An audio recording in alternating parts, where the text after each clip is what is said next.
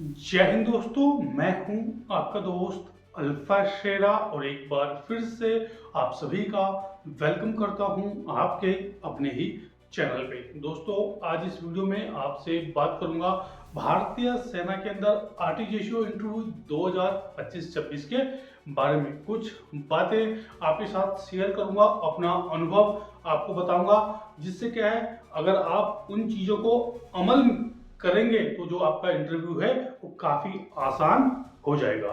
ठीक है, सबसे पहले जिन उम्मीदवारों को कॉल या मैसेज आ गया है उनका ठीक है, लेकिन जिनके पास नहीं आया है तो आपको परेशान होने की कोई भी जरूरत नहीं है। बहुत ही जल्द ज्वाइन इंडियन आर्मी की वेबसाइट पर लिस्ट डाली जाएगी और आपके पास भी कॉल और मैसेज आ जाएगा, तो घबराने की कोई भी इसमें जरूरत नहीं है। इंटरव्यू आपका 2 जगह होना है, जबलपुर और बनारस। अभी तक यही है, हालांकि इसमें कुछ चेंजमेंट भी हो सकता है। एक बात और है, इंटरव्यू आपका जबलपुर में पहले कहा गया था कि जो सिग्नल सेंटर है ना, नंबर 1 सिग्नल रेजिमेंट का जो ट्रेनिंग सेंटर है वहां पे होना है। और अभी कुछ बंदे बोल रहे थे कि सर वहां पे नहीं हो रहा है, ग्रेनेडियर है ना, जबलपुर में ग्रेनेडियर्स का भी ट्रेनिंग सेंटर है, वहां पे हो रहा है। तो कहीं भी हो, आपको उससे कोई मतलब नहीं है। आपका फोकस कहाँ होना चाहिए? आपके इंटरव्यू पर, अपनी तैयारी पे। जगह पे आपको कोई भी मतलब नहीं है, आपने सिर्फ वहां पे इंटरव्यू देने जाना है। तो जगह को साइड करके अपना फोकस इंटरव्यू पे करो। ठीक है, जैसे अर्जुन ने जब मछली की आंख पे निशाना लगाया था तो उसका जो ध्यान उसके मस्तिष्क में क्या था, उसके दिमाग में क्या था? मछली की आंख। तो आपके लिए मछली की आंख क्या है? आपका इंटरव्यू। तो फोकस आपका क्या है? आपके इंटरव्यू पर होना चाहिए। कौन सी जगह हो रहा है, कौन इंटरव्यू लेगा, कितने लोग होंगे, उस चीजों को छोड़ दो। आपके पास अभी समय है, अपनी तैयारी फाइनल कर दो। ठीक है ना, अपनी तरफ से आपने अपना बेस्ट वहां पे देना है। कोई भी एग्जाम, कोई भी पेपर, कोई भी चीज हमारी जिंदगी पूरी लाइफ का फैसला नहीं करता है, लेकिन क्या है, आपने वहां पे जाके अपनी तरफ से बेस्ट देना है। अभी आपके पास टाइम है, ताकि बाद में खुद जब इंटरव्यू के बाद आपको ऐसा ना लगे यार मैं थोड़ी तैयारी और करता, थोड़ी प्रैक्टिस और करता तो शायद मैं इससे अच्छा कर सकता था। ठीक है, तो कुछ आज आपको अपना अनुभव आपके साथ साझा करूंगा। आपने उन चीजों को अमल करना है। अमल करोगे तो फायदा उसमें आपका ही होगा, और नहीं करोगे, नहीं सुनोगे, उसमें मेरा कोई भी नुकसान नहीं है। ठीक है, मेरा काम है आप लोगों को गाइड करना और बता देना। जो उस गाइडलाइन को लेगा उसको कहीं ना कहीं बेनिफिट मिलेगा ही मिलेगा। ठीक है, तो सबसे पहले दोस्तों, जो आपका इंटरव्यू होगा, जो आपकी इंटरव्यू की टीम है ना, आपको बुलाया जाएगा। उससे पहले आपको एक फॉर्म भी देते हैं, उसमें आपने अपनी नाम वगैरह, आपका जो हॉबी है, पर्सनल डाटा वो भरना होता है। ठीक है, जब आप कमरे के अंदर प्रवेश करेंगे तो ये नहीं कि आप दरवाजा खोल के सीधा घुस गए अंदर। आपने अनुमति लेनी है, अनुमति लेनी है और वहां पे विश करना है। आप अंदर गए, जब वहां पे आप पास में पहुंचते हैं, आपके लिए चेयर लगी होगी, तो ये नहीं कि जाके वहां चेयर में बैठ गए, आपको बैठने के लिए कहा जाएगा। जैसे ही आप अंदर प्रवेश करोगे, आपने पूरी टीम को विश करना है। वो आपकी मर्जी, आप गुड मॉर्निंग बोल सकते हैं, गुड आफ्टरनून बोल सकते हैं, नमस्ते बोल सकते हैं, या फिर जय हिंद बोल सकते हैं। ठीक है, इस चीज का ध्यान रखना। कुछ भी वहां पे आप बोलेंगे तो उसका क्या है, वहां पे काउंटर सवाल आपसे किया जा सकता है। उस चीज के लिए आपने तैयार रहना है। ठीक है, और थोड़ा सा इसमें रह गया था शुरू का, मैं आप पहले भी बताया था कि जो आपकी वेशभूषा है, आपका जो ड्रेस का कॉम्बिनेशन है, वो बिल्कुल आले दर्जे का होना चाहिए। आले दर्जे का मतलब शांत, शांत से मतलब कुर्ता पजामा आपने पहना है। जो आपको, जिस धर्म से आप संबंधित हैं, मान लीजिए आप हिंदू पंडित जी के लिए आपने आवेदन किया है आरटीजीएसओ के लिए, तो आपका कुर्ता पजामा हो गया, ऊपर सदरी हो गई। अब कुर्ता पजामा बिल्कुल शांत कलर का, ये नहीं कि आपने बहुत चटक भटक रंग पहन लिया जो आंखों में चुभे, नहीं, बिल्कुल शांत कलर है ना, कलर कॉम्बिनेशन आपने पहन के वहां पे जाना है। वो बातें मैं आपको पहले भी बता चुका हूँ। फिर जब आप अंदर जाएंगे तो वहां पे कुर्सी लगी होगी, आपको बैठने के लिए कहा जाएगा, आपने बैठ जाना है। तो बैठने की जो आपकी मुद्रा है, आपका जो पोस्चर है, वहां पे आप एक चीज ध्यान रखना, आपकी हरकत से लेके आपके उठने बैठने, आपके बोलने के तरीके को नोट किया जाएगा। जो वहां पे इंटरव्यू ले रहा है वो आपकी हर चीज को नोट डाउन करेगा, उसके हिसाब से ही आपका सिलेक्शन होगा। तो आपने हर चीज़ का ध्यान रखना है। तो जब आप वहाँ बैठेंगे, आपको बैठने के लिए कहा जाएगा तब भी आपने वहाँ बैठना है, यानी कि आप जाके सीधा बस कुर्सी में बैठ गए। तो जब आपको वहाँ बैठने के लिए बोलते हैं, आपसे वहाँ पे सीनियर होंगे, जो टीम होगी, तो आपको बैठने के लिए कहा जाएगा, आपने तब वहाँ पे बैठना है। जो इंटरव्यू की जो टीम होगी उसके अंदर हो सकता है एक ब्रिगेडियर रैंक के सीनियर अधिकारी हो, कर्नल रैंक, मेजर रैंक तक, लेफ्टिनेंट कर्नल रैंक तक, है ना। आपको 2 से 3 ऑफिसर देखने के लिए मिल सकते हैं। उसके अलावा जो सीनियर आर्टिजेशियो धर्मगुरु हैं, धर्मगुरु आर्टिजेशियो पंडित जी, मौलवी जी, पाई जी, पास्टर जी, ये भी देखने के लिए आपको वहाँ पे मिलेंगे। सूबेदार मेजर या फिर सूबेदार रैंक के जो सीनियर आर्टिजेशियो हैं वहाँ पे मौजूद रहेंगे। तो आपकी हर हरकत को वहाँ पे नोट डाउन किया जाएगा, ठीक है। इसके बाद आप बैठ गए। उसके बाद दोस्तों जब आप बैठेंगे तो उसके बाद जब आपका सबसे पहले क्या होगा, सबसे पहले क्या होगा, आपका सेल्फ होगा, स्वयं का परिचय। आपका स्वयं का परिचय आपकी शैक्षिक पृष्ठभूमि, रुचि और धार्मिक शिक्षक बनने का कारण आपसे पूछा जा सकता है, ठीक है ना। आपने अपना सेल्फ इंट्रो दिया, उसके बाद आपकी शैक्षिक पृष्ठभूमि यानी कि आपने शिक्षा कहाँ से की है, आपकी रुचियां क्या हैं, और आपका धार्मिक से जो आर्टिजेशियो बनने का उद्देश्य क्या है, ये चीजें वहां आपसे पूछी जाएंगी। कोई भी चीज, कोई भी सेल्फ, जब आप अपना सेल्फ इंट्रो देंगे तो वहां पे भी क्या है, आपसे काउंटर क्वेश्चन किए जाएंगे। उस चीज का आपने ध्यान रखना है, ठीक है। काउंटर क्वेश्चन आपसे वहां पे जो टीम है वो करेगी ही करेगी।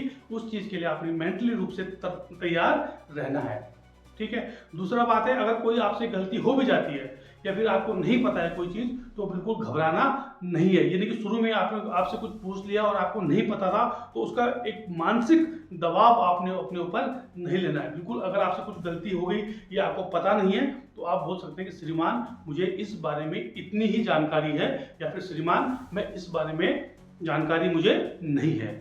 यानी कि वहाँ बिल्कुल बस गलती होगी और बिल्कुल बाकी का इंटरव्यू भी खत्म आपने कर दिया। अगर आपसे कुछ गलती हो जाती है, थोड़ा सा मिस्टेक हो जाती है, या फिर कोई आपसे ऐसा सवाल किया जाता है जो आपको पता नहीं है, तो आपको घबराना नहीं है।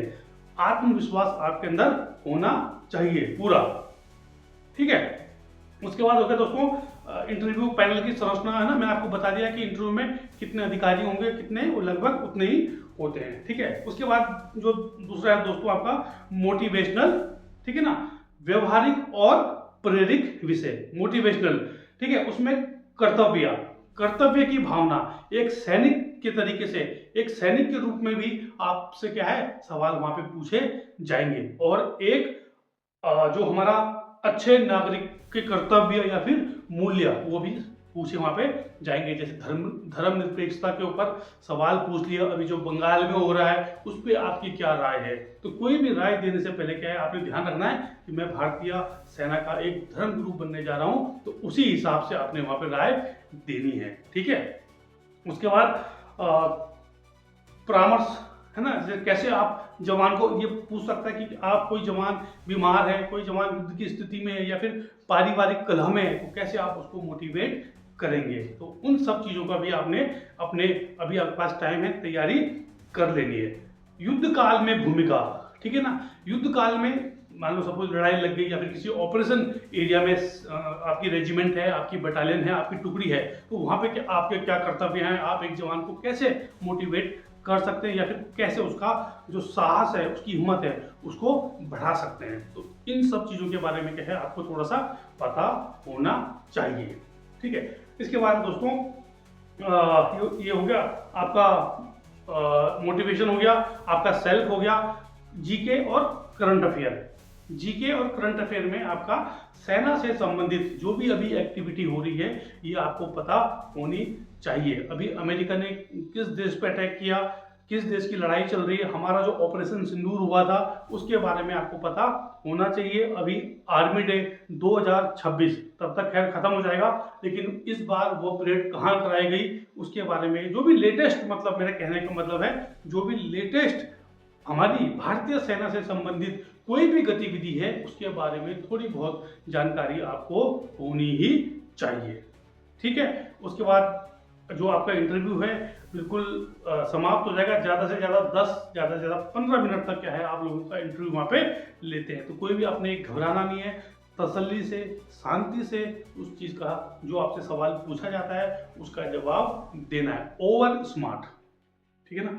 ओवर स्मार्ट दोस्तों आपने वहाँ पे नहीं बनना है। कई बच्चे क्या करते हैं कि भाई हमें तो बहुत नॉलेज है, हम सिविल में बिल्कुल फन्ने खां हैं, हम तो कथा भी करते हैं और हम पूजा पाठ भी करते हैं, धर्म के बारे में हमें सब कुछ पता है।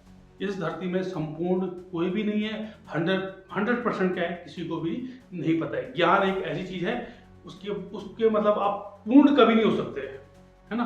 तो कभी भी क्या है अपने ओवर कॉन्फिडेंस कभी भी नहीं करना है, क्योंकि वहां पे जो इंटरव्यू ले रहा है वो आपको पकड़ लेगा, है ना। क्योंकि आप एक आर्टिस्ट हो, आप एक धर्मगुरु बनने से पहले बनने जा रहे हैं आप, उससे पहले क्या है एक सैनिक है, और सैनिक का सबसे पहले क्या होता है अनुशासन, है ना। अनुशासन एक सैनिक के अंदर होना चाहिए। तो वही अनुशासन वहां पे उनको दिखना चाहिए कि इस कैंडिडेट के अंदर, इस उम्मीदवार के अंदर वो अनुशासन है या फिर इसको अनुशासन में लाया जा सकता है, ठीक है। उन थोड़ी बहुत चीज़ों का अगर आप ध्यान रखेंगे तो बिल्कुल आपका इंटरव्यू जो है बहुत ही बढ़िया जाएगा, और जो इंटरव्यू टीम है वो आपका सिलेक्शन करेगी ही करेगी। देखिए ये सब सोचते हैं कि मैं बेस्ट हूँ, मैं भी सोचता हूँ कि मैं बेस्ट हूँ, लेकिन हमारे सोचने से कुछ नहीं होता। सामने वाले को लगना चाहिए कि नहीं यार ये उम्मीदवार आर्टिस्ट पद के लिए बिल्कुल काबिलियत रखता है।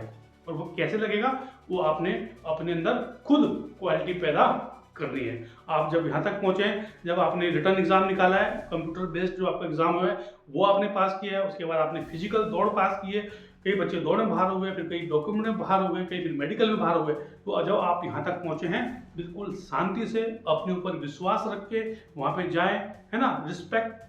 रिस्पेक्टिव तरीके से क्या है आपने वहाँ पे इंटरव्यू को देना है, आपका जो सिलेक्शन है बिल्कुल 100% होगा। मैं पहले ही बता दिया, दो तीन चीज़ों का आपने ध्यान रखना है। एक तो ओवर स्मार्ट नहीं होना है, और कोई भी आपसे सवाल पूछा जाता है उसके लिए आपने बिल्कुल विनम्र उसमें उसका जवाब देना है। अगर आपको नहीं पता है तो फिर वहाँ पे उसको ज़्यादा लंबा नहीं खींचना है, ठीक है। और जो सेल्फ इंट्रो वगैरह है उसकी आपने अपनी तैयारी कर लेनी है, ठीक है। तो बाकी अभी आपके पास टाइम है तकरीबन 1 महीना, आप बिल्कुल अच्छे से तैयारी करें। इंटरव्यू कौन सी जगह पे होगा, इंटरव्यू कहाँ होगा, उससे आपको कोई भी मतलब नहीं होना चाहिए। अभी आपका जो फोकस है वो सिर्फ मछली की आंख पे होना चाहिए, और मछली की आंख जो है वो आपका इंटरव्यू है। इंटरव्यू पंचमढ़ी में होगा, इंटरव्यू बंगलोर में होगा, इंटरव्यू देहरादून में होगा, इंटरव्यू बनारस में होगा, अरे कहीं भी हो, है ना। वैकेंसी कितनी है सब छोड़ दो, सब भूल जाओ, 1 महीने के लिए गायब हो जाओ, अंडरग्राउंड हो जाओ, अपने रजिस्टर के नोट बना लो, है ना। शीशे के सामने खड़े हो जाओ और बोलने की प्रैक्टिस करो। जब तक आप बोलेंगे नहीं, आपके घर में आपका कोई बड़ा भाई है, आपका कोई दोस्त है, उसको भाई मुझसे पूछ, तू यहाँ बैठ मेरी बात सुन, कोई सुनने वाला नहीं है, शीशे के सामने खड़े हो जाओ, वहां पे बोलो। आपकी जो बोलने की क्षमता है उसको बाहर निकालो, क्योंकि आपके अंदर वो काबिलियत वो वहाँ पे देखा जाएगा, क्योंकि आपने धर्मगुरु बनना है। और धर्मगुरु रेजिमेंट के अंदर जब मंदिर परेड होगा, प्रोग्राम होगा, तो आपने वहाँ 400-500 सैनिकों को अपनी कहानी सुनानी है, मतलब उनको मोटिवेट करना है, ठीक है। तो उस हिसाब से आपके अंदर वो क्षमता होनी चाहिए। बाकी किसी भी उम्मीदवार का, किसी भी कैंडिडेट का कोई शक है, कोई सवाल है, मुझसे संपर्क कर सकता है कमेंट बॉक्स में कमेंट करके, उसका जवाब मैं कोशिश करूंगा। फोन वाली जो सुविधाएं हैं, वो जो मेरा नंबर है वो चेंज हो चुका है। कई बच्चे पहले भी जुड़े हुए थे, है ना, उन्होंने कभी देखो ऐसा है कि जब अब बोलते जब आपके साथ में थोड़ा सपोर्ट करूंगा तो आप मुझे सपोर्ट करोगे, तभी क्या है मैं आप लोगों के लिए हमेशा मौजूद रह पाऊंगा, है ना। तो वही है, तो रोटी दोनों हाथों से पकती है। बाकी ये थी आज की वीडियो, और आशा करता हूँ कि इस वीडियो में जो अपना अनुभव, जितना हमने सेना के अंदर सर्विस की, जो अपना अनुभव है, जो हमने फौज से सीखा, आपको बताया, और आपके कहीं ना कहीं वो इंटरव्यू में काम आएगा, और आप इससे कुछ ना कुछ अच्छा जरूर सीखेंगे। और आप सभी उम्मीदवारों को मेरी तरफ से बेस्ट ऑफ लक है। जय हिंद, जय भारत, वंदे मातरम।